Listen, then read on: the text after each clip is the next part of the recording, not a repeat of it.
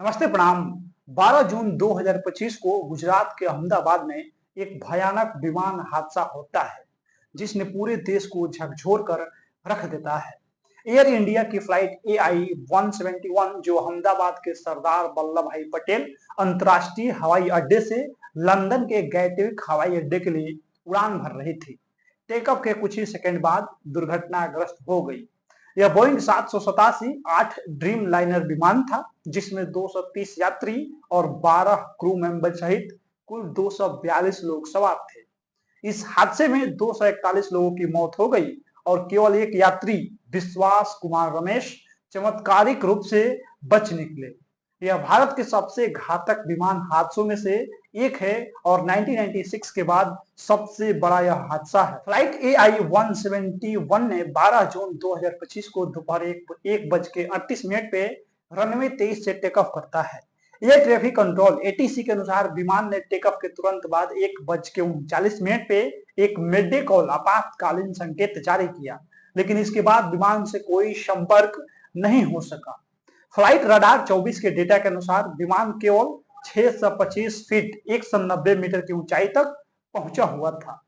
Take off के 59 second बाद विमान अहमदाबाद के मेघानी नगर इलाके में एक रिहायशी क्षेत्र में जा गिरा, जहां यह BJ मेडिकल कॉलेज के हॉस्टल की डाइनिंग हॉल से टकरा गया। विमान लंदन के लिए लंबी उड़ान के लिए भारी ईंधन से लदा था, जिसके कारण दुर्घटना के बाद भीषण आग लग गई। प्रत्यक्षदर्शियों और सोशल मीडिया पे वायरल हुए वीडियो में देखा कि विमान जमीन से टकराने के बाद एक विशाल अग्निगोले में बदल गया और आसमान में काले धुएं का गुबार छा गया। हादसे की CCTV फुटेज में भी विमान के जमीन पे गिरने और विस्फोट का भयानक दृश्य कैद हुआ है, जिसे हम और आप देख सकते हैं। एयर इंडिया के अनुसार विमान में 169 भारतीय, 53 ब्रिटिश, 7 पुर्तगाली और 1 कनाडाई नागरिक सवार थे। केवल एक यात्री 38 वर्षीय विश्वास कुमार रमेश, जो ब्रिटिश भारतीय मूल के हैं, जीवित बचे हैं। वह सीट 11A पे बैठे थे जो इमरजेंसी एग्जिट के पास थी। रमेश ने आपातकालीन दरवाजे से कूदकर अपनी जान बचाई, हालांकि उन्हें कई चोटें आई। रमेश ने मीडिया को बताया, मुझे नहीं पता मैं कैसे जिंदा। विमान BJ मेडिकल कॉलेज के हॉस्टल के डाइनिंग हॉल में जा गिरा, जहां उस समय 60 से 80 छात्र लंच कर रहे थे। इस टक्कर में कम से कम 5 मेडिकल छात्रों की मौत हो गई और 50 से अधिक घायल हो गए। कुछ छात्र गंभीर हालत में अस्पताल में भर्ती हैं।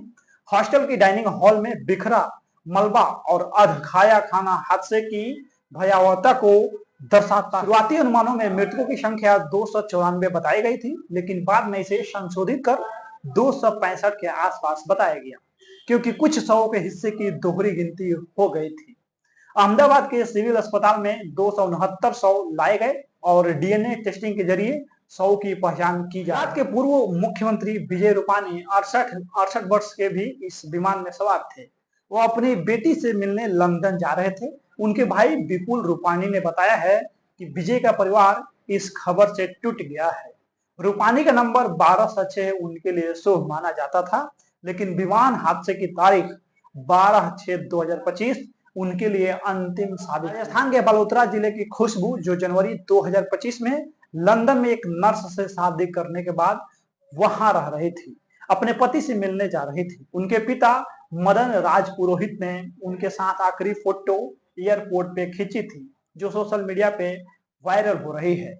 उदयपुर के एक मार्बल व्यवसायी के बच्चे शुभ और सगुन भी इस हादसे का शिकार हुए हैं। राष्ट्रीय आपदा प्रतिक्रिया बल NDRF की 7 टीमें, जिसमें 90 कर्मी शामिल थे, गांधीनगर और बड़ोदरा से घटनास्थल पर भेजी गई थी। भारतीय सेना ने 130 कर्मियों, जिसमें डॉक्टर और पैरामेडिक्स शामिल थे, उनको तैनात किया गया था। स्थानीय पुलिस, दमकल विभाग और एम्बुलेंस सेवाएं भी तुरंत पहुंची हुई थी। घायलों को अहमदाबाद के सिविल अस्पताल और अन्य नजदीकी अस्पतालों में ले जाया गया। कुछ घायलों की हालत गंभीर थी और मेडिकल कॉलेज के छात्रों की तलाश के लिए मलबे में खोजबीन जारी। सरदार वल्लभ भाई पटेल अंतर्राष्ट्रीय हवाई अड्डे को अस्थायी रूप से बंद कर दिया गया और सभी उड़ानें रद्द कर दी गई। बाद में सीमित उड़ानें शुरू की गई। 13 जून 2025 को हादसे के 28 घंटे के भीतर विमान का flight data recorder black box medical hostel की छत से बरामद किया गया। केंद्रीय नागरिक उड्डयन मंत्री राम मोहन नायडू ने बताया कि यह जांच में महत्वपूर्ण कदम है। नेशनल सिक्योरिटी गार्ड एनएसजी ने ब्लैक बॉक्स को अपने कब्जे में ले लिया है और उस पर अब जांच। हादसे का सटीक कारण अभी स्पष्ट नहीं है। विशेषज्ञों का मानना है कि टेक ऑफ के दौरान विमानों को पर्याप्त लिफ्ट नहीं मिली। विमान के स्लैट्स और फ्लैप्स की स्थिति की जांच की जा रही है। मौसम स्थिर और साफ था, इसीलिए मौसम को कारण नहीं माना जा रहा है। कुछ विशेषज्ञों ने बोइंग 787 के निर्माण प्रक्रिया में कथित खामियों की ओर इशारा किया है, लेकिन यह पुष्टि नहीं हुई। प्रधानमंत्री नरेंद्र मोदी ने हादसे को दिल दहला देने वाला बताया और 13 जून को घटनास्थल का दौरा किया। उन्होंने घायलों से मुलाकात किया और विजय रूपाणी के परिवार से भी मिले। केंद्रीय गृह मंत्री अमित शाह ने गुजरात के मुख्यमंत्री भूपेंद्र पटेल को हर संभव मदद का आश्वासन दिया है। नागरिक उड्डयन मंत्री राम मोहन नायडू ने पारदर्शी जांच का वादा किया है। टाटा ग्रुप जो एयर इंडिया का मालिक है, उन्होंने प्रत्येक मृतक के परिवार को 1 करोड़ रुपए मुआवजे की घोषणा की। बोइंग और विमान की स्थिति हादसे में शामिल बोइंग 787-8 ड्रीम लाइनर 2014 में एयर इंडिया को डिलीवर किया गया था। यह 12 साल पुराना था, जिसमें 41,000 फ्लाइट घंटे और लगभग 8,000 टेकअप थे। एविएशन सेफ्टी नेटवर्क के अनुसार यह बोइंग 787 का पहला घातक हादसा था। बोइंग के सीईओ केली आर्टबर्ग ने एयर इंडिया के चेयरमैन एन चंद्रशेखरन से बात की और जांच में पूरा सहयोग देने का वादा किया है।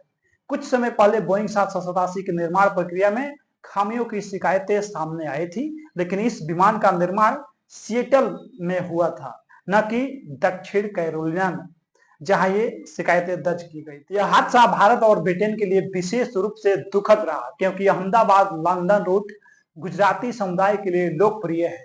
सोशल मीडिया पे पीड़ितों की तस्वीरें और कहानियां वायरल हो रही है, जिससे देश भर में शोक की लहर दौड़ गई है। गूगल ने अपनी होम पेज पे काली रिबन लगाकर शोक व्यक्त किया है। भूमि चौहान नाम की एक महिला ने चमत्कारिक रूप से अपनी जान बचाई है, क्योंकि वह ट्रैफिक में फंसने के कारण फ्लाइट से 10 मिनट पहले चूक गई। उन्होंने इसे अपनी दूसरी जिंदगी बताया। यह हादसा केवल भारत नहीं बल्कि पूरा दुनिया को झकझोर दिया है। यह हादसा विमानन सुरक्षा और जांच प्रक्रिया पे सवाल उठाता है। ब्लैक बॉक्स और अंतर्राष्ट्रीय जांच दल के निष्कर्षों से हादसे के कारणों का पता चलने की उम्मीद है, ताकि भविष्य में ऐसी घटनाओं को रोका जा सके। बाकी इस क्रैश पे, इस घटना पे आप अपनी प्रतिक्रिया दे दीजिए। मिलते हैं हम अगला वीडियो में। बहुत बहुत धन्यवाद।